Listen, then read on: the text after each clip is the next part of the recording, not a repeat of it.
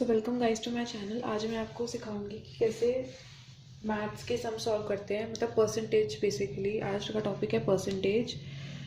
तो अगर मैं बात करती हूँ परसेंटेज की,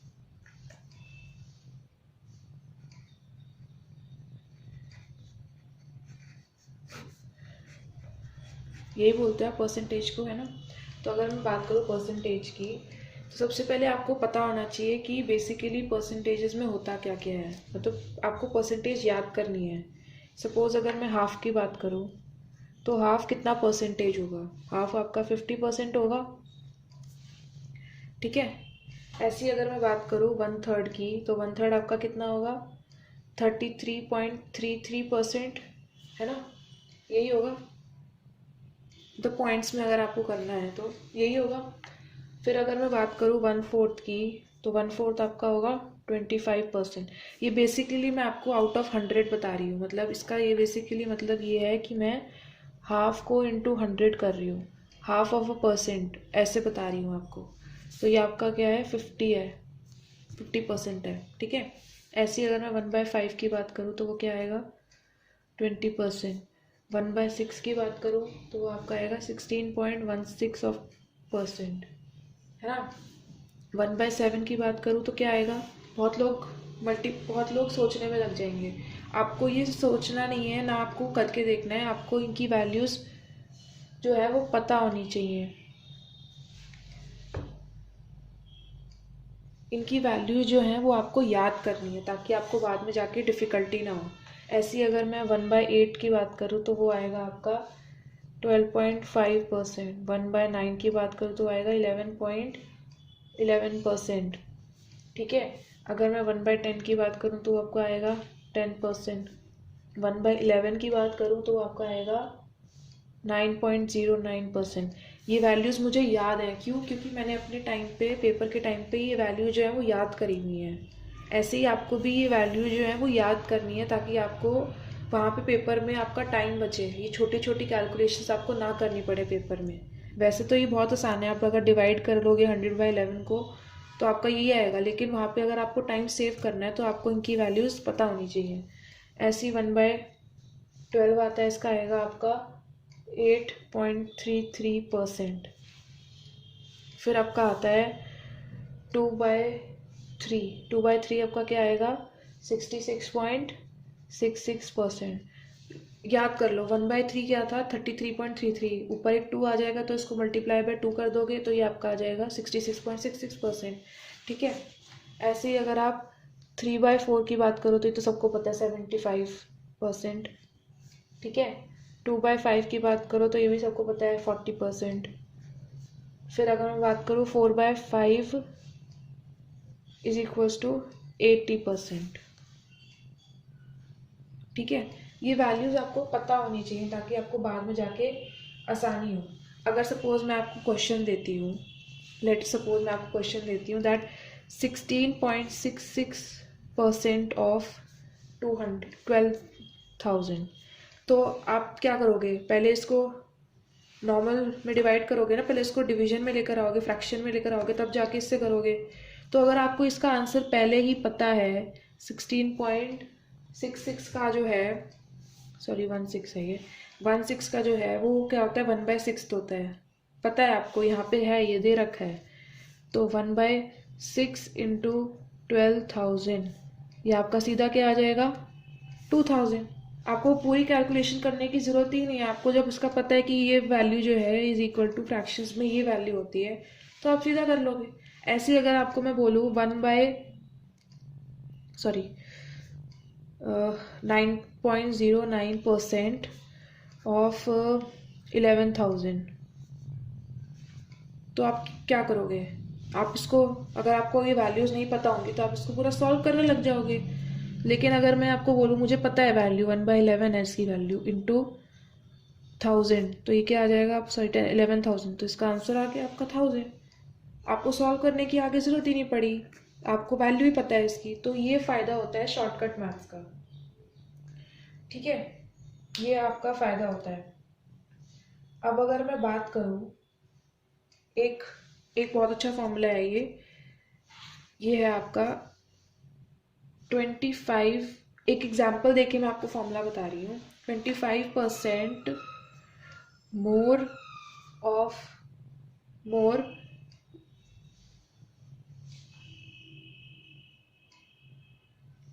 बताती हूँ मैं। फॉर्मूला है, एक क्वेश्चन है, suppose if A is 25% more of more than B and then B is dash percent less than A. अब बहुत बच्चे अपने आप को बहुत स्मार्ट समझते हैं, वो क्या कर देते हैं, यहाँ पे 25 ही लिख देते हैं। अब अगर वो मोर है तो ये बी फिर 25 ही तो लेस होगा, नहीं, ये परसेंटेज है। परसेंटेज में एग्जैक्ट कभी भी नहीं होता है आपका, ठीक है। तो इसका एक फॉर्मूला है करने का, इसका एक फॉर्मूला आता है आपका, जहाँ पे आपका मोर है, जहाँ पे आपका मोर दे रखा है वो आपकी वैल्यू है 1/n, ठीक है। और जहाँ पे आपका लेस है वो वैल्यू है आपकी 1n+1, ठीक है।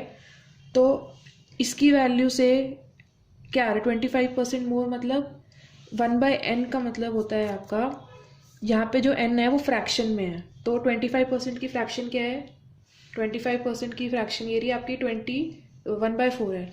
तो यहाँ पे n की वैल्यू क्या है, 4 है, n इज इक्वल टू 1.4। तो यहाँ पे n की वैल्यू क्या हुई, 4, तो 4 + 1 इज इक्वल्स टू 5। तो 1/5 को अगर हम परसेंटेज में करेंगे तो क्या वैल्यू है यहाँ पे, 20। तो इसका आंसर है 20%।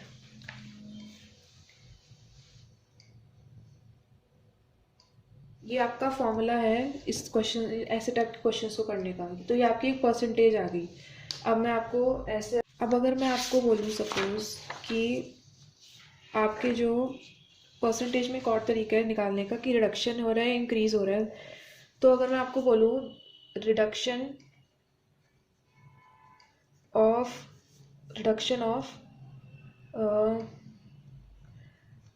20% हो रहा है, रिडक्शन 20% हो रहा है, इसको अगर आपको डेसिमल्स में लेके आना है, और रिडक्शन ऑफ 20% जो ओरिजिनल है, ओरिजिनल को मैं x की बजाय, हम क्या करते हैं, हम ओरिजिनल वाले को हम क्या करते हैं, ओरिजिनल वाले को हम x ले लेते हैं ना, सपोज ओरिजिनल भी x, तो x की जगह मैं लेट कर रही हूँ कि जो मेरी ओरिजिनल है वो 100 है, वो 100 है सपोज। तो इसका मतलब रिडक्शन ऑफ 20% इसके अंदर क्या होगा, इसके अंदर होगा 20 माइनस कर देंगे तो क्या आएगा, 80। अब उसकी फ्रैक्शन निकालनी है मुझे, तो 80/100 तो क्या आएगा, 0.8। तो इसका मतलब आपकी रिडक्शन हो रही है 0.8 की। यही अगर मैं बोलूँ इंक्रीज ऑफ 20%, तो हम क्या करेंगे, हम 100 में +20 जोड़ देंगे तो क्या आ गया, 120। अब 120 अपॉन में 100 करूँगी तो मैं क्या आएगा मेरा, 1.2% बोलो या फ्रैक्शन बोलो, जो भी बोलो, 1.2 हो गया आपका, ठीक है। ऐसे ही अगर मैं आपको बोलूँ कि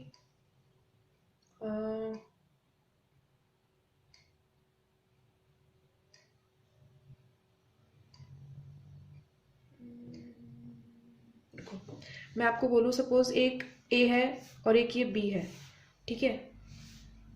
दोनों में मैंने क्या किया, a+b जो आता है वो आपका 100 आता है, ठीक है।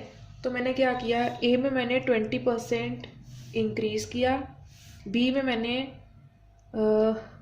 सपोज 10% इंक्रीज किया, और इसमें मैंने 20% डिक्रीज किया।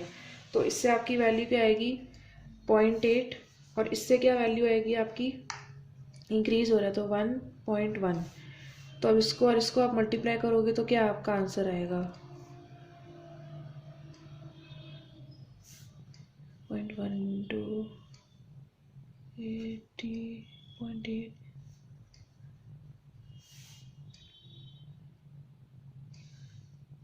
0.88 आया आपका, है ना, 0.88 आया, मतलब ये आपका आंसर आ रहा है। इसको अगर मैं इंटू 100 करूँगी तो क्या आएगा, 88, है ना।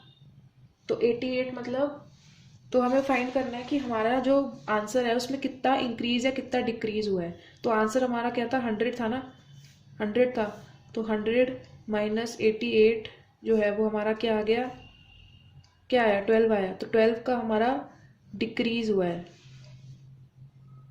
वैल्यू हैज डिक्रीज बाय 12, ठीक है। ओरिजिनल और उसमें वैल्यू में क्या फ़र्क आया, 12 का डिफरेंस आया, ठीक है।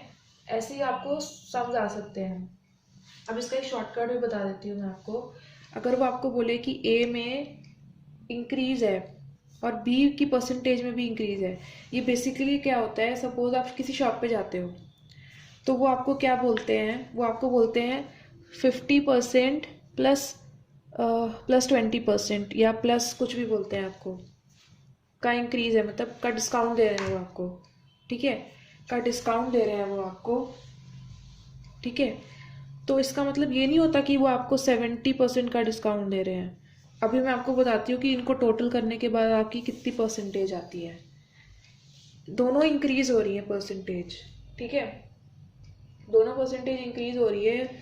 तो इसका फॉर्मूला होता है a plus B plus AB upon 100। अब मैं इस दोनों को वैल्यूज़ को डाल के बताऊँ आपको। a क्या है हमारा 50 plus 20 plus 50 into 20 upon 100, 2 3 4 70 plus कितना है ये, प्लस 10, टोटल वो आपको 80% ऑफ देते हैं। तो ये आपका ज़्यादा आ रहा है आपका, ठीक है। अब ऐसे ही अगर आपको आता है कि सपोज वो आपको बोलते हैं कि, अब मैं उल्टा कर देती हूँ, अब मैं बोलती हूँ कि एक में आपका इंक्रीज हो रहा है और बी में जो है वो आपका डिक्रीज हो रहा है, एक ऊपर बढ़ रहा है एक नीचे बढ़ रहा है। इसको मैं 40 ले लेती हूँ, 40 का इंक्रीज 20 का डिक्रीज। तो ये इसका मतलब ये नहीं है कि आपको टोटल और 20% ऑफ मिल रहा है। इसको मैं आपको बताती हूँ कि इसका आंसर क्या आता है, ठीक है। तो अब मैं बताती हूँ आपको, इसका फॉर्मूला होता है a minus B minus AB upon 100। तो इसका मतलब हुआ 40 माइनस 20 माइनस 800 अपॉन 100, 20